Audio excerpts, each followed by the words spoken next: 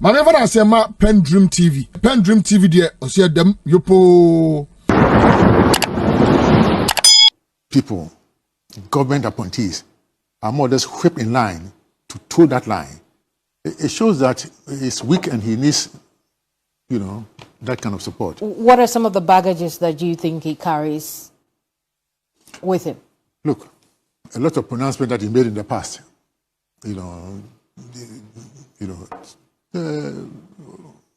his enemies will have to pay those things back.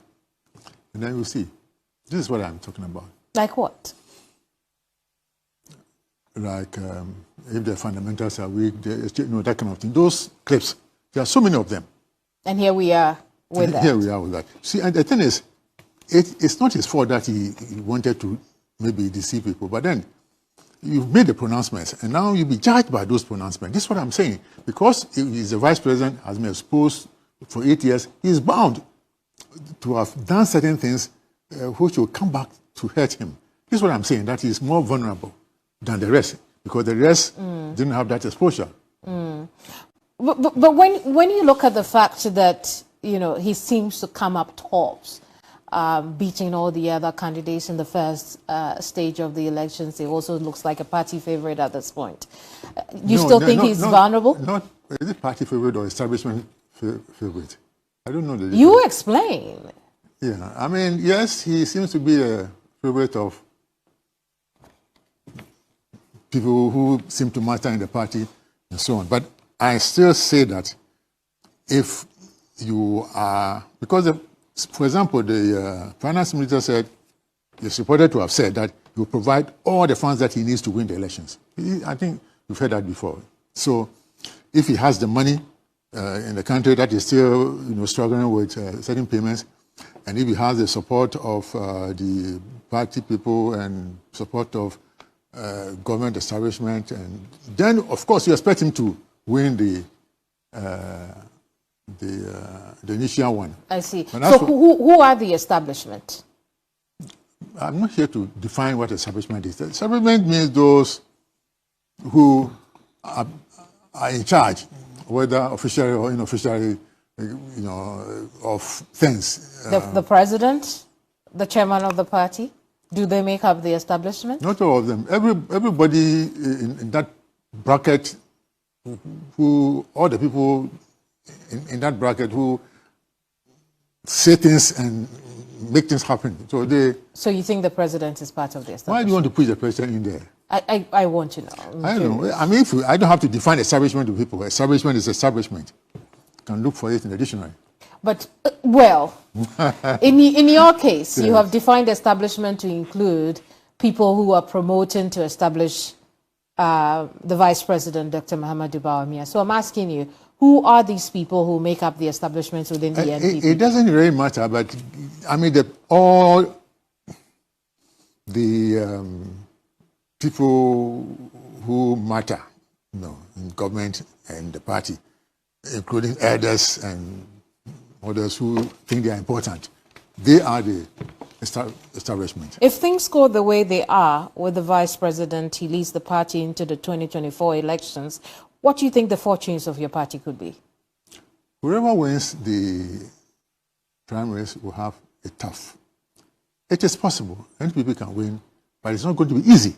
We need to work hard and also be able to answer the many questions that, because you see, the last one was not easy. So this one is going to be more difficult. And especially when you have a supposedly financial guru and vice president, for example, I mean, if we had the president, Nana Akufo-Addo, is a strong political leader, no doubt about that. And we had somebody who was supposed to be a strong economic leader. The two of them combined did not take us to where we wanted to go. Now the strong political leader is leaving the supposedly economic man alone. But the NPP sold the vice president to the Ghanaian people as an economic maverick. And so if now you're saying that No. You can't even say that he's an economist. No, I'm not saying that. It's not coming out of your mouth. No, I'm not saying that. Then the NPP lied to the Ghanaian people about the vice president. I don't know. No, what I'm saying is that we had a strong political leader, a strong economic person together managing things, and things didn't go well. Now the strong political leader is leaving, and only the other one will remain. So it's going to be more difficult for the party. Should the NPP be given another chance in government at this rate? The NPP, but not in this present configuration. But that's what we are taking into 2024. No, I wish that there would be a change because, see, look, to be honest with you, I cannot be on the same side as the supposedly de facto prime minister. I mean, we can't play, I can't be on the same team. So, in that respect, there must be a change. And we are not seeing that change because de facto is still around. The establishment candidate who you say, is vulnerable and comes with a lot of baggage is still around. Could be going into 2024. So if these people are around, are you leaving? No, I'm not leaving. But you see, ideally, this duopoly, NPP, NDC,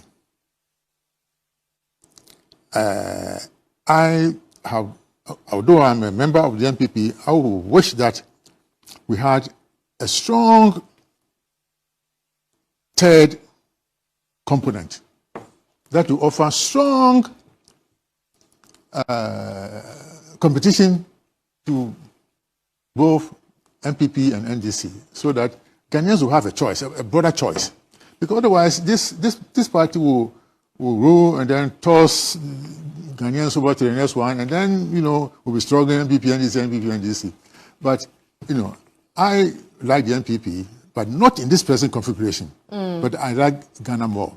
I want to see a Ghana that is good, creating jobs, creating wealth, so that young people will have a future in this country. It worries me so much.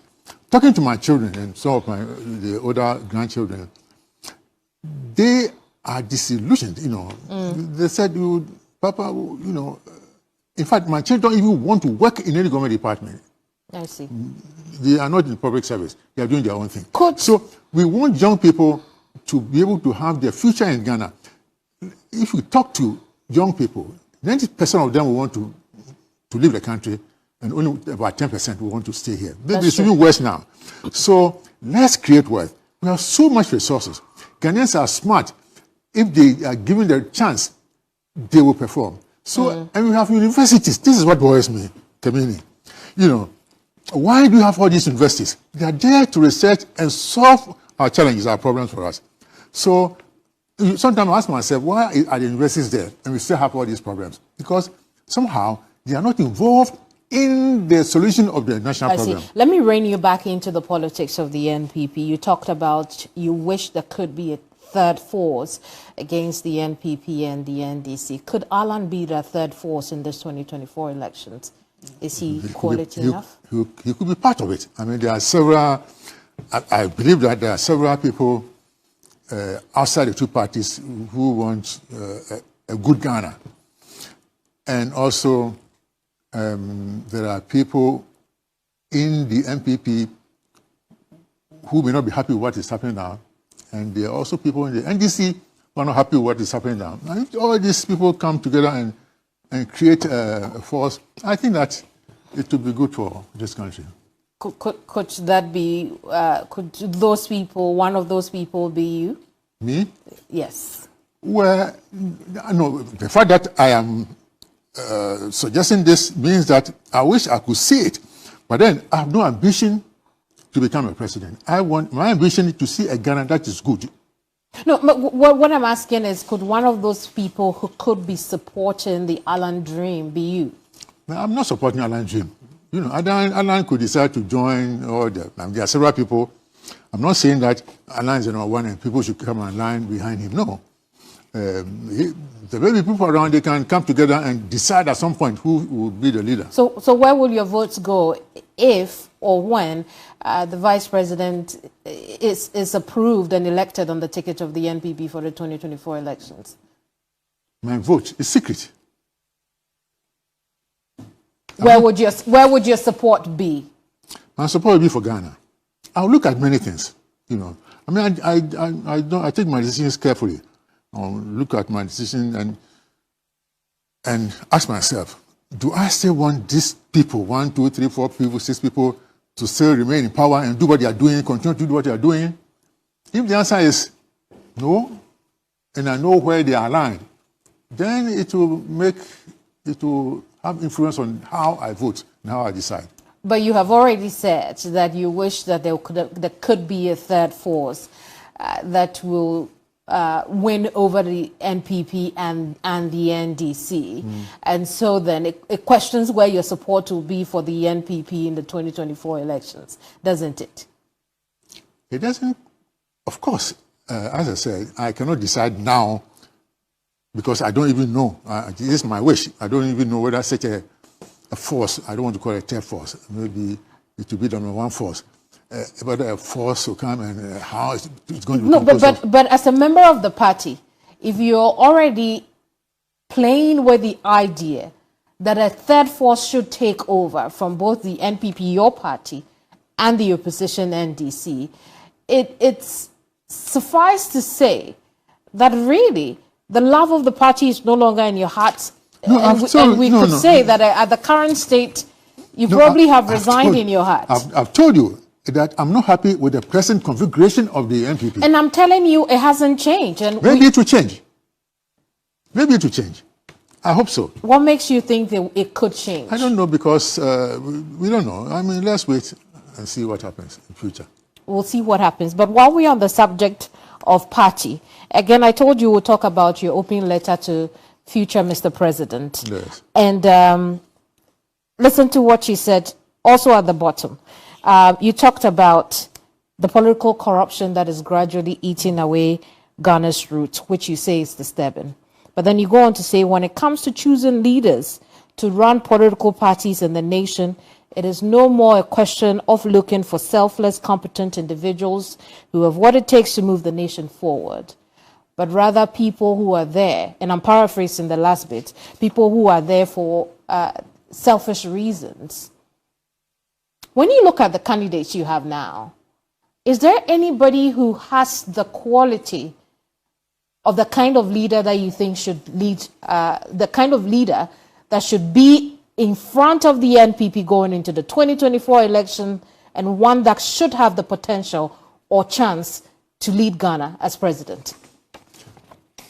Sometimes it's not the question of the leader alone, but the people he will surround himself with and whom he will listen to. So it would be premature now for me to say this is the case, because my idea of leadership, a leader, somebody who is knowledgeable, who is somebody who knows what it takes to move Ghana from A to B, who knows that science and technology and innovation are the things that will move us forward. But Prof, you didn't extend the same grace to the vice president when you already described him as vulnerable and coming with a lot of baggage. Yes. And all I'm asking you is to assess the candidates in the running for flag bearership of your party. I explained the baggage because he has been around for so long, vice president for almost 8 years. He said certain things that did not come to pass. He said certain things that are opposite of what we are seeing now. And so that makes him vulnerable. There are so many things that people can refer to. And this in the context. Outside of the vice president, these qualities that you hope that the new Ghanaian or future president would have, do you find that amongst the candidates running for flag bearer of the NPP? No, I have not seen one candidate that has all these qualities. It's difficult to get such a person. But one or two qualities, yes, and if he comes and he can gather people around him who will complement everything, and then we get a composite body that has all these qualities. Then These are not too many qualities. Selfless, competent, who will not come in for selfish reasons. Do you see these three in any of the candidates running for flag bearer of the party? You see, there will be elections in a few weeks' time, and I don't want to say anything that will prejudice the process. So let me reserve my question for now, and then at a later stage, I may come back to you and tell you what we can assume that your inability or difficulty to mention one candidate who may not be coming in for selfish reasons, but for the Ghana agenda, is a sign that none of these candidates running for flag bearer for the 2024 elections on the ticket of the NPP. No, I'm not saying that.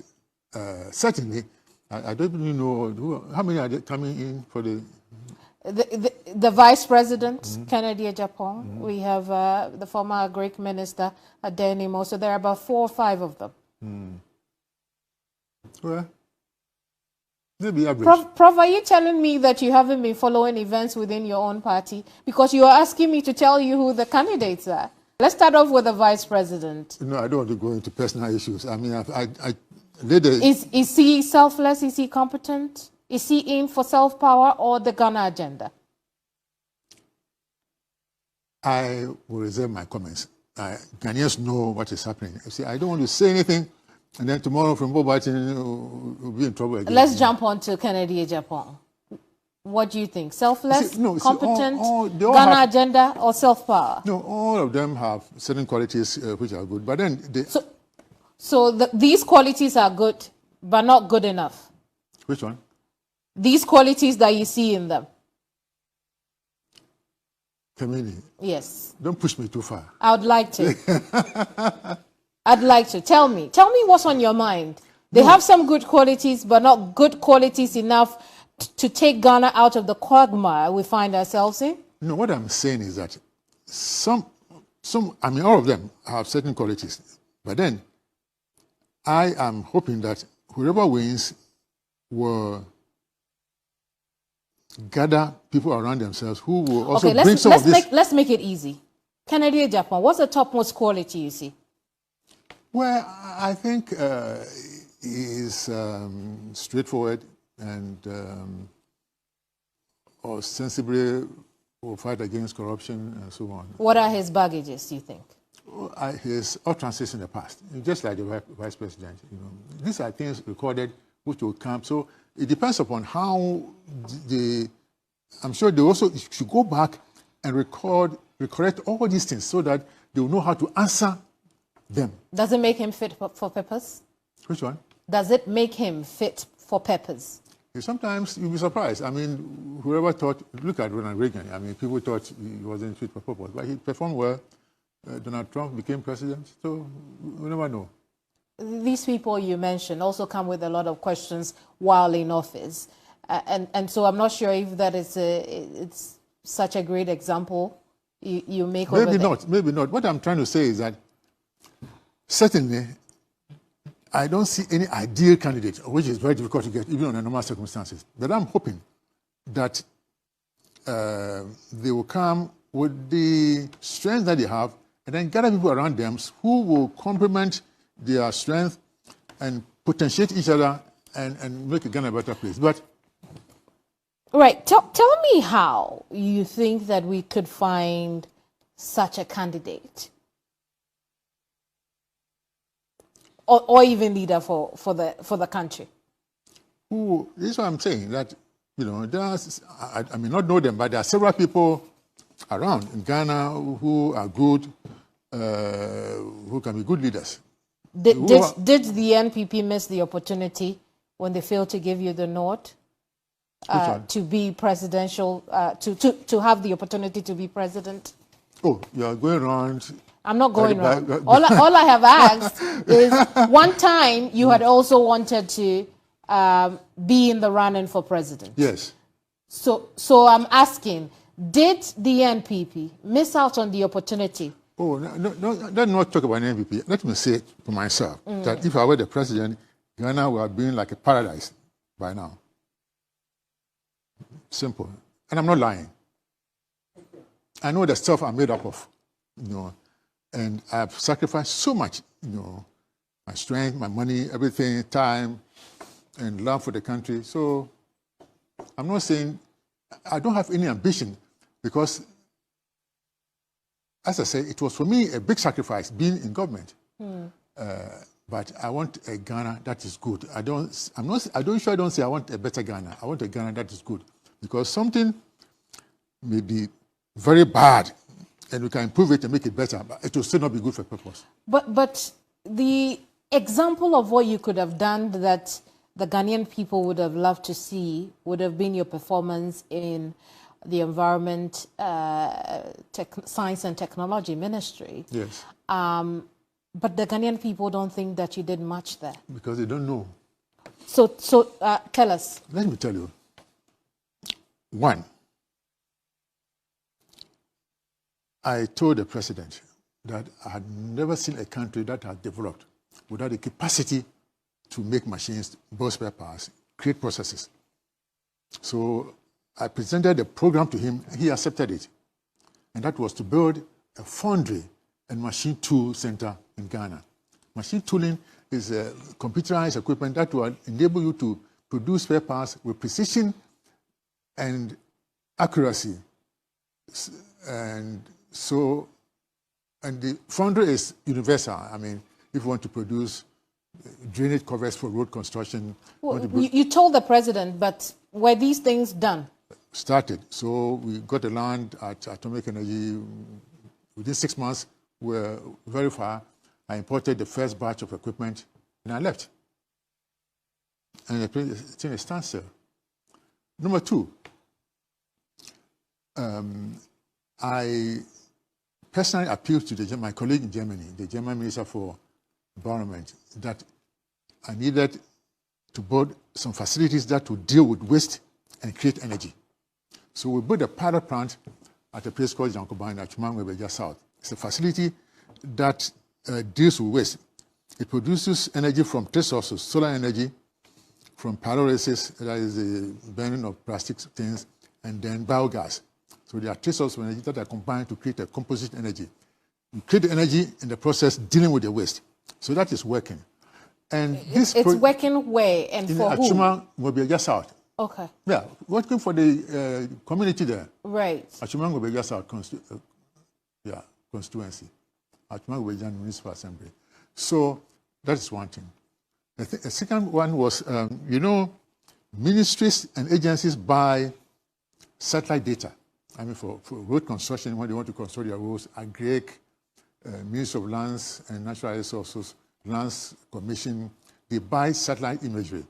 So I worked out a program with Viasat and then installed an Earth observation satellite at Kuntunsi, apart from the big one. So now, it seems you didn't talk much about some of the things that you were doing while you were in office. No, we see that's the thing. Journalists, about this machine tool center, journalists went there, when they were reporting, they say, oh, Frimpong, they are working on some better, That's this again, this information. I present with you information. You have to understand it before you can disseminate it.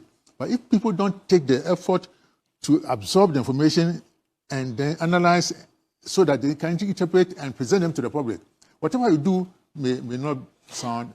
Prof, I want to ask you. And there's several things, so you go ahead with the next question. Indeed. I want to ask you, very respected, renowned surgeon, when it comes to your professional life, fantastic accolades come along with your name.